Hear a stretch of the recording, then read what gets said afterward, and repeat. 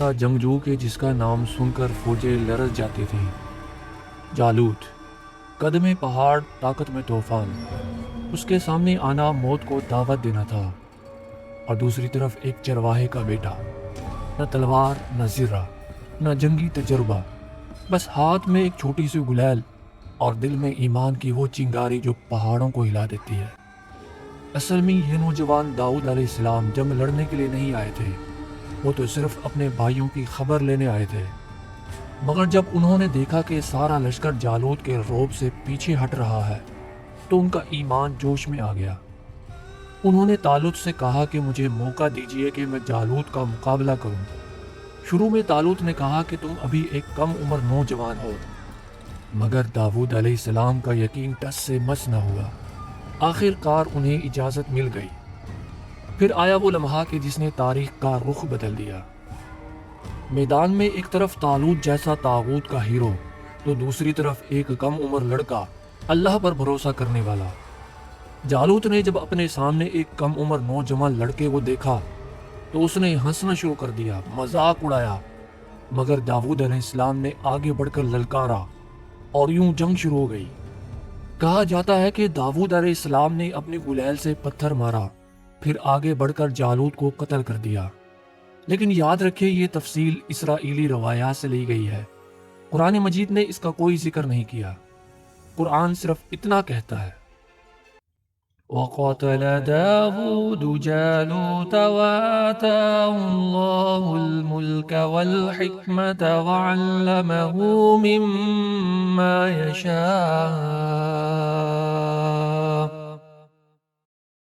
اور داؤد نے جالوت کو قتل کیا اور اللہ نے انہیں بادشاہت اور حکمت عطا کی۔ بس یہی اصل، مستند اور یقینی حقیقت ہے۔ یہی وہ دن تھا کہ جب ایک عام سا نوجوان اللہ کا نبی اور بادشاہ بننے کے سفر پر چلا۔ ذرا سوچیں، ہم روزمرہ کے چھوٹے چھوٹے مسائل سے ہی ٹوٹ جاتے ہیں، خوف کھا جاتے ہیں، اور وہاں ایک نوجوان خالی ہاتھ، صرف ایمان کے ہتھیار سے پہاڑ جیسا طاغوت بھی زمین پر گرا دیتا ہے۔ اب سوال یہ ہے کہ آج ہم کس کے نقش قدم پر چلتے ہیں؟ آپ کے خیال میں آج ہمارا سب سے بڑا جالوت کون ہے؟ خوف، گناہ، یا ہماری اپنی خواہشات؟ کومنٹ میں اپنی رائے کا اظہار ضرور فرمائیں۔ یہی داؤد علیہ السلام تھے کہ جن کے ساتھ پہاڑ اور پرندے تسبیح کرتے تھے، اور جن کی آواز میں ایسا جادو تھا کہ زبور کی تلاوت سنتے ہی دل رونے لگ جاتے تھے۔ یہ کیسا منظر ہوگا کہ جب پرندے فضا میں جھومتے ہوئے، پہاڑ گونجتے ہوئے، اور ایک نبی کا دل اللہ کے ذکر میں پگھل رہا ہو۔ قرآن کہتا ہے، وَلَقَدْ آتَيْنَا دَاوُودَ مِنَّا فَضْلًا يَا جِبَالُ أَوِّبِي مَعَهُ وَالطَّيْرَ وَأَلَنَّا لَهُ الْحَدِيدَ۔ دوستو، ہم لوہے کو توڑنے کے لیے آگ اور ہتھوڑے ڈھونڈتے ہیں، لیکن اللہ تعالیٰ نے اپنے نبی حضرت داؤد علیہ السلام کے ہاتھوں کو ہی لوہا پگھلانے کی قدرت عطا فرما دی تھی۔ کچھ لمحے کے لیے ذرا رک کر سوچیں کہ اللہ نے داؤد علیہ السلام کو یہ عزت، یہ معجزے، یہ حکمت آخر کس بنیاد پر عطا فرمائے؟ یقیناً یہ اس تعلق کی برکت تھی کہ جو ان کا اپنے رب کے ساتھ تھا۔ اور یاد رکھیں، آج بھی دنیا اور آخرت کی اصل کامیابی اسی تعلق کو مضبوط کرنے میں ہے۔ دوستو، ایک دن عجیب سا منظر پیش آیا۔ اللہ کے نبی حضرت داؤد علیہ السلام اپنی مخصوص عبادت گاہ میں اپنے رب کی یاد میں ڈوبے ہوئے تھے۔ اچانک دیوار پھلانگتے ہوئے دو آدمی اندر چلے آئے۔ حضرت داؤد علیہ السلام ان کو اس طرح سے دیکھ کر گھبرا گئے، کیونکہ بنی اسرائیل اپنے نبیوں کو قتل کرنے میں بدنام تھے۔ حضرت داؤد علیہ السلام کو اس طرح گھبراتا ہوا دیکھ کر انہوں نے کہا کہ آپ گھبرائیے مت، ہم دونوں بھائی ہیں، ہمارے درمیان ایک جھگڑا ہے، آپ ہمارے درمیان فیصلہ کر دیجئے۔ ایک نے کہا کہ میرے بھائی کے پاس 99 دمبیاں ہیں اور میرے پاس صرف ایک ہے۔ اب میرا یہ بھائی کہتا ہے کہ یہ دمبی بھی مجھے دے دو، اور بات کرنے میں میرے ساتھ سختی بھی برتتا ہے۔ حضرت داؤد علیہ السلام نے فوراً فیصلہ سنایا کہ یہ شخص تم پر ظلم کر رہا ہے، کیونکہ زیادہ مال والا اکثر کم مال والے کو دبا لیتا ہے، لیکن ایمان والے ایسا نہیں کرتے۔ پھر اچانک حضرت داؤد علیہ السلام چونک گئے، سمجھ گئے کہ یہ معاملہ کوئی عام نہیں، یہ تو ان کے رب کی طرف سے ایک آزمائش ہے، اور وہ فوراً جھک گئے۔ قرآن نے اس منظر کو ایسے بیان فرمایا، فَاسْتَغْفَرَ رَبَّهُ وَخَرَّ رَاكِعًا وَأَنَابَ۔ انہوں نے اپنے رب سے معافی مانگی، جھک گئے اور اللہ کی طرف پلٹ آئے۔ لیکن ذرا سنیں، اصل حقیقت یہ ہے کہ اسی واقعے کو بعد میں توڑ مروڑ کر یہودیوں نے حضرت داؤد علیہ السلام پر شرمناک اور گھٹیا ترین الزام لگائے، اور افسوس کہ آج بھی ہمارے کچھ لوگ چند ویوز کے لالچ میں وہی گندی کہانیاں زور و شور سے سوشل میڈیا پر بیان کر رہے ہیں۔ یاد رکھیں کہ قرآن مجید میں اللہ تعالیٰ نے حضرت داؤد علیہ السلام کو ہمارا بندہ کہا ہے، انہیں حکمت، سلطنت اور اپنا خاص قرب عطا فرمایا ہے، اور اعلان کیا ہے وَإِنَّ لَهُ عِندَنَا لَزُلْفَىٰ وَحُسْنَ مَآبٍ۔ بے شک ہمارے پاس ان کے لیے بہت بڑا مقام اور بہترین انجام ہے۔ تو دوستو، سوال یہ ہے کہ جنہیں اللہ نے اپنا مقرب بندہ کہا، کیا ان پر الزام لگانے والے سچے ہو سکتے ہیں، یا پھر اپنی آخرت برباد کر رہے ہیں؟ ہمارا فرض ہے کہ ہم اپنے نبیوں کی عزت کی حفاظت کریں، ان کی حقیقی سیرت کو دنیا کے سامنے لائیں، اور ان جھوٹی کہانیوں کا رد کریں۔ سوچنے کی بات ہے کہ یہود نے تو حضرت داؤد علیہ السلام پر بہتان باندھا کہ ان کی عظمت کو مٹا سکیں، لیکن آج کے دور میں کیا یہ افسوسناک نہیں کہ وہی جھوٹی کہانیاں ہمارے اپنے لوگ ہی بیان کرتے ہیں؟ آپ کے نزدیک یہ لا علمی ہے یا بدترین خیانت؟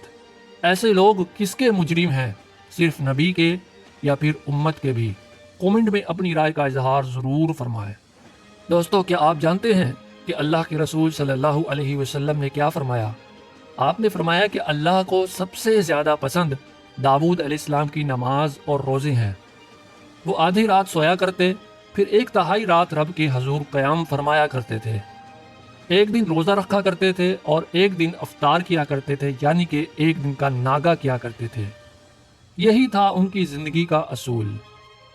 لیکن آج ہمارے نوجوان آدھی رات تک موبائل فون کی بےہودہ اسکرینوں کے سامنے جاگ رہے ہوتے ہیں، اور حضرت داؤد علیہ السلام آدھی رات اللہ کے سامنے کھڑے ہو کر آنسو بہایا کرتے تھے۔ تو اصل کامیاب کون ہے، وہ یا ہم؟ سوچئے گا ضرور۔ یاد رکھیں، یہ بادشاہ تھے، تخت کے مالک تھے، لیکن اپنی روٹی روزی خود کما کر کھایا کرتے تھے۔ وہ اپنے ہاتھ کی کمائی کھاتے تھے، لوہے کو اللہ کے حکم سے نرم کرتے اور ہتھیار بنایا کرتے تھے۔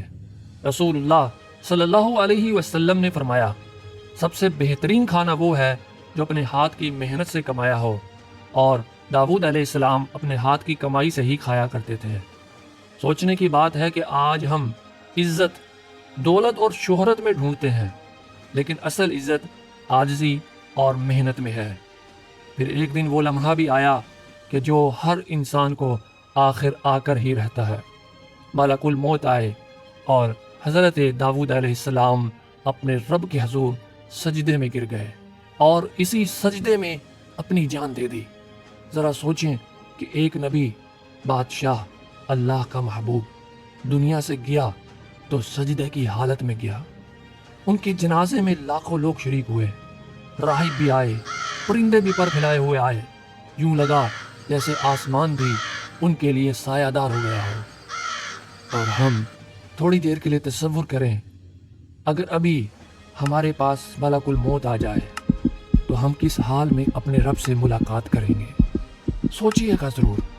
نتیجہ یہ ہے کہ تخت و تاج انسان کو فانی عزت دیتا ہے، مگر اللہ کی بارگاہ میں وہی سرخرو ہوتا ہے جو عبادت گزار، توبہ کرنے والا اور عاجز ہو۔ سوال یہ ہے کہ اگر آج اللہ ہم سے پوچھ لے کہ تم نے اپنی جوانی کن کاموں میں گزاری، تو ہمارا کیا جواب ہوگا؟ کمنٹ میں اپنے جواب ضرور لکھیں، شاید آپ کے ایک سچے لفظ سے کسی کی زندگی بدل جائے۔ اور اگر اس ویڈیو کے پیغام نے آپ کے دل کو تھوڑا سا بھی ہلایا ہے تو اسے صرف اپنے پاس محدود مت رکھیے۔ سب سے پہلے اس ویڈیو کو لائک کریں اور اپنے کسی بھی ایک دوست کو ضرور سنائیں، تاکہ کل قیامت کے دن یہی لمحہ آپ کا یہ ایک شیئر کرنا آپ کے حق میں گواہی بن جائے اور آپ کی نجات کا ذریعہ بن جائے۔ اور ہمارے چینل بامقصد کہانیاں، جو حقیقت میں آپ کا اپنا چینل ہے، اسے سبسکرائب کریں، بیل کے بٹن کو ضرور آن کریں تاکہ ہر نئی کہانی سب سے پہلے آپ تک پہنچ جائے۔ اگلی ویڈیو میں آپ کس اسلامی شخصیت کی زندگی کے بارے میں جاننا چاہیں گے؟ کمنٹس میں اپنا انتخاب ضرور لکھیں، کیونکہ آپ کی رائے ہمارے سفر کا اگلا قدم ہے۔ تو آئیے مل کر ایمان اور حقیقت کی اصلاح کو آگے بڑھائیں۔ تب تک کے لیے اجازت دیجیے۔ اللہ حافظ۔